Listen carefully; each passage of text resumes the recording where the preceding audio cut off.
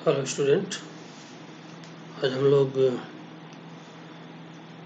Civics के second chapter understanding secularism के अंतर्गत अगला टॉपिक देखेंगे हम लोग, व्हाट इज इंडियन सेकुलरिज्म।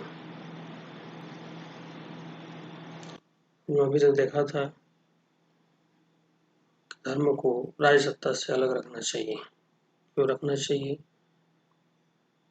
ताकि जो मेजॉरिटी में लोग हैं जिनकी संख्या ज़्यादा है वो अपने धर्म को, जिनकी संख्या कम है, जो माइनॉरिटी में, उन पे न थोपें, उनको न परेशान करें।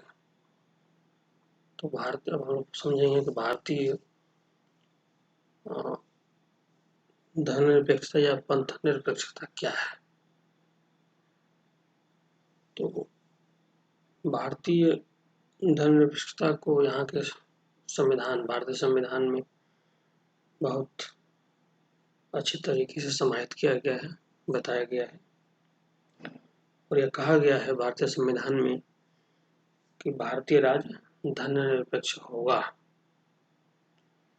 संविधान के अनुसार केवल धर्मनिरपेक्ष राज्य ही अपने उद्देश्यों को साकार करते हुए निम्न बातों का पालन कर सकता है। ये जो चीजें हम पढ़ने जा रहे हैं, भारतीय संविधान में इसका उल्लेख। पहला, that one religious community does not dominate another। एक धार्मिक समुदाय किसी दूसरे धार्मिक समुदाय को न दबाए, न परेशान करे।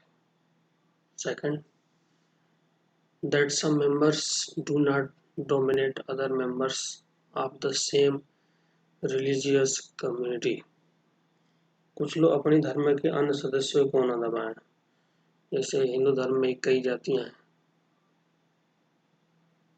कई समूह हैं, तो कह रहे हैं कि सेम रिलीजन में भी दिक्कत हो सकती है, वहाँ भी न किसी समुदाय को परेशान किया जाए, दबाया जाए।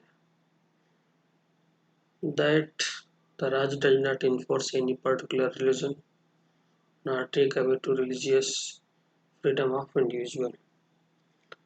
राज्य न तो किसी खास धर्म को थोपेगा, न ही लोगों की धार्मिक स्वतंत्रता छीनेगा।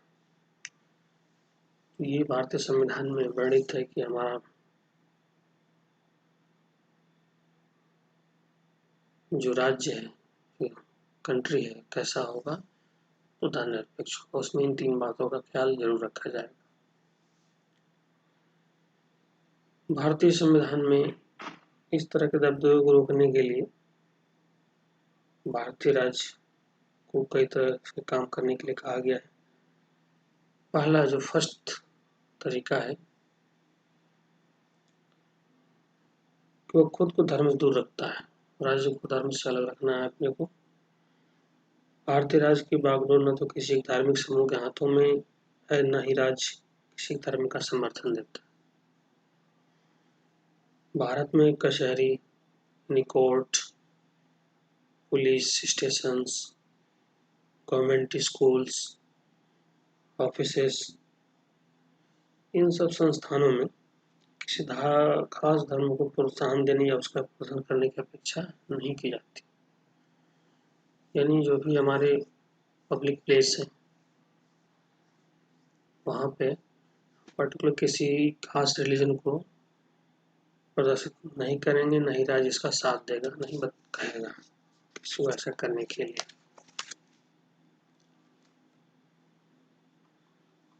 इसमें आप देख सकते हैं इस स्टोरी में कि एक सरकारी स्कूल है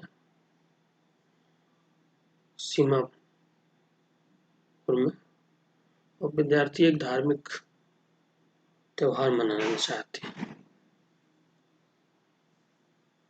और ये राजकीय माध्यमिक विद्यालय है। बच्चे अपने टीचर से पूछते हैं, sir there is a big religious festival next month, we have never celebrated in school, can we do it in this year. Sir अगले महीने एक बहुत बड़ा त्योहार आ रहा है, हमने कभी स्कूल में वो त्योहार नहीं मनाया, क्या इस साल मनाए? नहीं।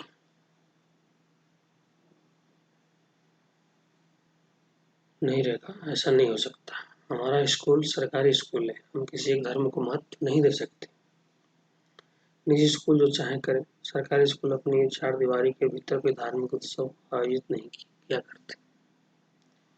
वैसे भी ज़्यादातर धार्मिक त्योहारों पर सरकारी छुट्टी होती है, इसलिए हम इन त्योहारों को घर पर ही मना सकते हैं।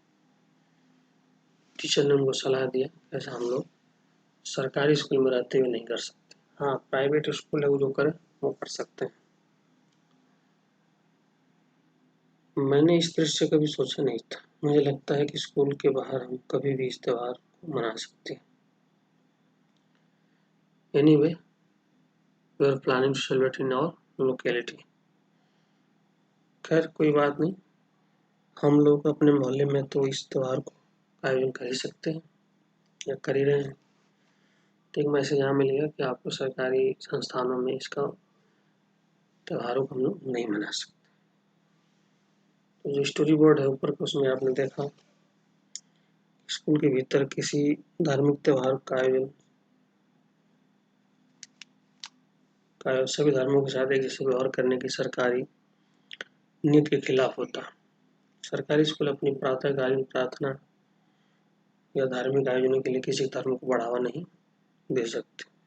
यह नियम निजी स्कूलों पर लागू नहीं होता।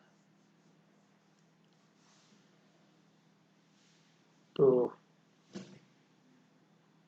ये तरीका था, इसको आप पढ़ें, समझें, आगे की कहानी होगी अगले अध्याय में देखेंगे।